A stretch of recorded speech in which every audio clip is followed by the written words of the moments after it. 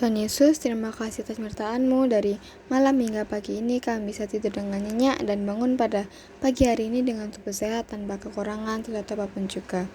Tuhan, sebentar kami akan mendengarkan sedikit renungan daripada firman-Mu. Tuhan, berikan kelancaran dari awal, pertengahan hingga akhir. Sampaikan isi hati-Mu melalui sedikit renungan pada firman-Mu ini pada kami semua. Terima kasih Bapa, dalam nama Tuhan Yesus, haleluya, amin. Tema renungan pada pagi hari ini yaitu hidup dalam damai sejahtera. Ayat renungan pada pagi hari ini diambil dari 2 Korintus 13 ayatnya yang ke-11. Akhirnya saudara-saudaraku, bersukacitalah, usahakanlah dirimu supaya sempurna.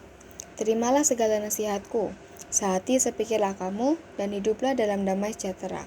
Maka Allah, sumber kasih dan damai sejahtera akan menyertai kamu. Teman-teman, biasanya anak kecil suka berdoa, Tuhan tolonglah supaya Papa dan Mamaku tidak hanya baik di gereja, tetapi juga di rumah. Biasanya cenderung baik kepada orang lain, tetapi kepada keluarga kita sendiri seringkali bersikap tidak baik dan bahkan kasar. Rumah yang seharusnya menjadi tempat bernaung, penuh kerukunan, penuh kenyamanan, penuh kedamaian, malah banyak menjadi tempat permusuhan, konflik, maupun pertengkaran. Pada 2 Korintus 13 ayat yang ke-11 ini adalah pesan yang praktis dalam kehidupan kita. Diberikan kepada jemaat di Korintus dan juga menjadi pesan buat kita sebagai orang-orang percaya. Pertama adalah agar kita bersukacita. Kata bersukacitalah menunjukkan bahwa ini merupakan sebuah perintah. Kita diajak untuk bersukacita setiap saat dalam kehidupan kita. Di ayat yang lain yaitu dalam Filipi 4 ayatnya yang keempat dikatakan bersukacitalah senantiasa dalam Tuhan, sekali lagi katakan bersukacitalah. Salah satu faktor yang sangat penting agar kita dapat hidup dalam damai adalah hati yang bersukacita. Sukacita kita adalah di dalam Tuhan, bukan di dalam berbagai hal atau situasi yang kita alami. Itu sebabnya meskipun ada kesukaran ataupun masalah hati, kita tetap bersukacita sebab kita mendasarkannya kepada Tuhan. Yang kedua adalah usahakan agar diri kita menjadi sempurna. Jangan menuntut orang lain untuk jadi sempurna terlebih dahulu, tapi kita dari diri kita lah yang harus kita fokuskan untuk menjadi sempurna. Sempurna dalam hal apa? Yaitu dalam hal ketaatan, kasih, dan juga pengampunan. Kalau kita menuntut orang lain sempurna, yang timbul hanya adalah konflik dan perdebatan. Tapi kalau kita berusaha sempurna, maka orang lain pun akan mengikuti teladan kita. Hal yang ketiga yang dikatakan dalam ayat ini adalah sehati sepikirlah. Kita perlu tahu mulai dari hal ini, dalam keluarga kita, tanpa keseharian kita, dalam pikiran tidak akan bisa tercapai kesatuan dan kerukunan. Yang ada justru adalah pertengkaran. Seringkali kita perlu mengalah dan menerima pendapat yang tidak sama dengan kita, serta mengakui bahwa pendapatnya itu lebih baik. Teman-teman kita, sahabat kita, saudara kita seringkali bertengkar hanya karena perbedaan pendapat, bahkan meskipun perbedaan itu sangatlah kecil ataupun sepele.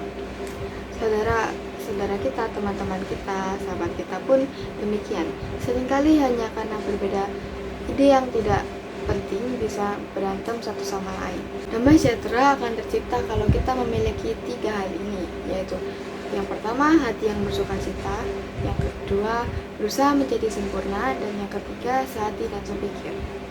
Dalam kehidupan bersama, baik itu dalam keluarga ataupun komunitas, kita perlu belajar untuk sehati dan sepikir, agar selalu ada damai sejahtera dalam diri kita.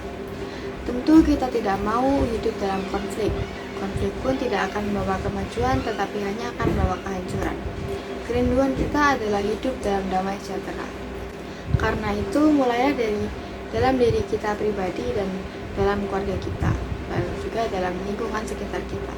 Jadikan keluarga dan lingkungan kita sebagai tempat di mana ada damai sejahtera dan juga sukacita yang melimpah-limpah. Kalau hari ini kita gagal melakukannya, mari kembali bangkit dan perbaiki diri untuk menjadi lebih baik di esok hari.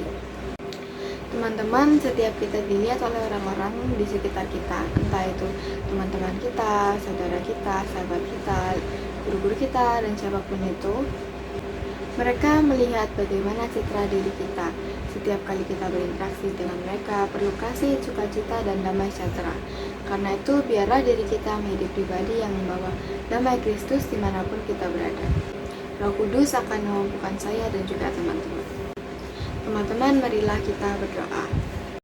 Tuhan, terima kasih atas penyertaan-Mu. Kami sudah bisa mendengarkan sedikit renungan daripada firman-Mu dari awal, pertengahan, hingga akhirnya dengan lancar.